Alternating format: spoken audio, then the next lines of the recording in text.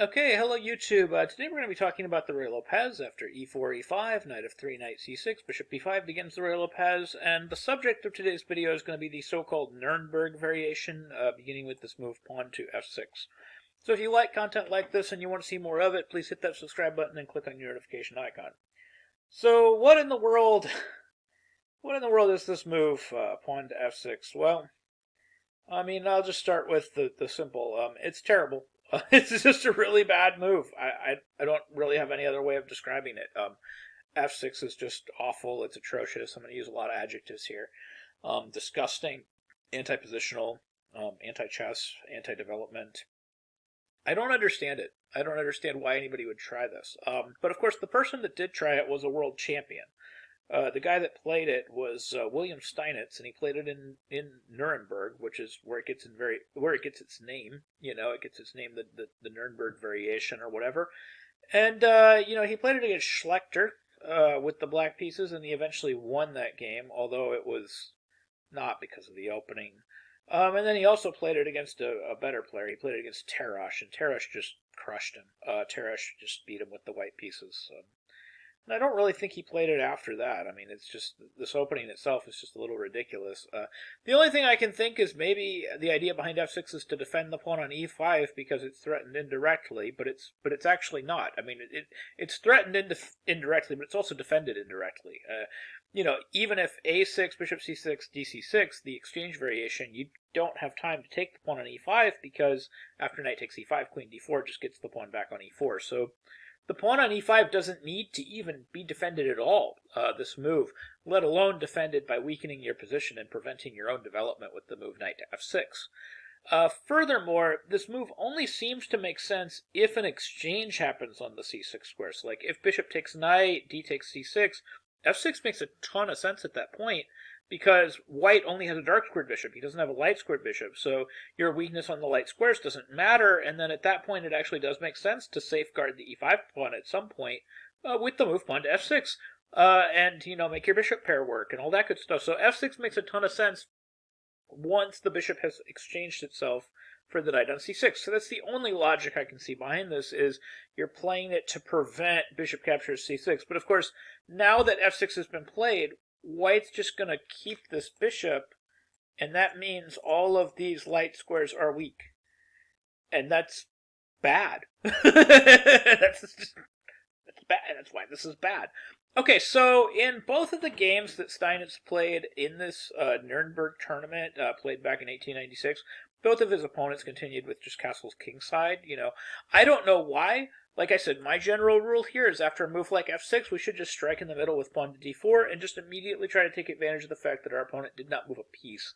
And I'm going to do this against just about any pawn move that doesn't put direct pressure. So against g6, h6, whatever, I'm going to be playing pawn to d4 and just saying, hey, I'm going to open up the position. What are you going to do?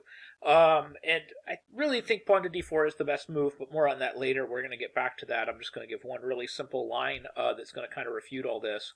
But we have castles kingside was played in both of the Steinitz games, and then we have knight on g to e7, now d4. This gives Steinitz time to play like knight g6 and kind of hold the center.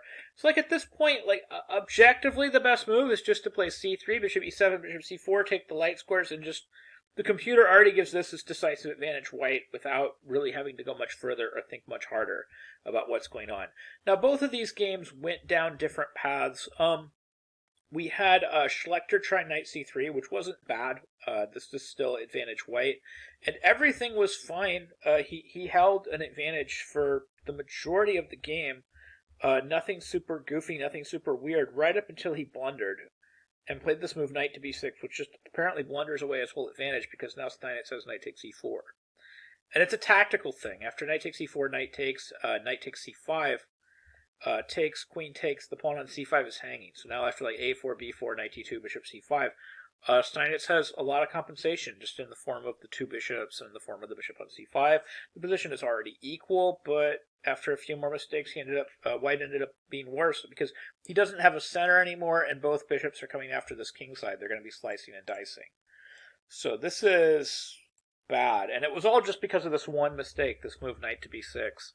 If you just played, for example, knight d2, the engine just gives decisive advantage white all day long. So still just decisive advantage white, still white just completely crushing it. Just knight d2, decisive advantage white. So this was Schlechter versus Steinitz, which I guess Steinitz won, but again, just knight d2 and it's over.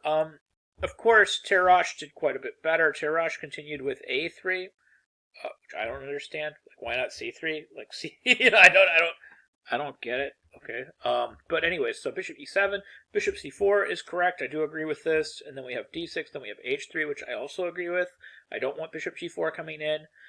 So we have bishop to d7, knight c3, queen c8, and then king h2, which I understand. He's preventing the sacrifice, bishop h3, and, gh3, and now the king holds the h3 square. So he's basically just proving a point. He's just saying, look, your position is worse. You have less space, you have less pieces, everything is less. So then we have knight d8, knight d5, bishop f8, and then we have bishop to e3. So good central control by white, ugly position for black. Knight to e6, knight to g1, c6, knight to c3, bishop e7, knight e2, d5. And, this game had some adventures. But needless to say, just like starting here, white's better. That's pretty much all we need to know about this. White has some sort of advantage here. White did eventually go on to win. I mean, it was back and forth. I mean, these are human players, and they certainly did not play perfectly back then. Steinitz's games were usually riddled with all kinds of errors. Out of all the world champions, he made more errors than pretty much any other world champion. But anyways, that's one of the reasons I think the world champions should go back to Morphy. I do believe Steinitz was, he was not only the first official world champion, but any way that you do the world championship list, he was definitely a world champion. But just back then, the competition just wasn't all that good, and people just seemed to make a lot of mistakes back then, his games included. So I really think we should go back to Morphy, because Morphy made a lot fewer mistakes. But anyways, this is just advantage white. So advantage white, and white eventually went on to win. Okay, so anyways, going back, f6. How should we face this if we actually face this in a game? I don't agree with Castle's kingside. I don't agree with what these guys did back then. I think just strike in the middle, just play d4. We should play against this just basically trying to refute it. What magical move is black going to play to save this position? I don't know, because he's stunted all of his development. He's basically prevented his own development. He can't play knight f6, etc. So we should just play d4, and then, for example, we have this game, Gallego versus Cordivo in Lisbon, played back in 1997, and the game lasted 13 moves. So it gives you an idea how strong d4 really is. So d4, knight takes d4, it continued queen e7, which looks goofy, but guess what? The computer actually gives that, I think, as its top pick. So it's not a totally insane try, but after knight c3, I mean, obviously white's better. We're hitting the d5 square. Look at the square. This is insane. What are we doing?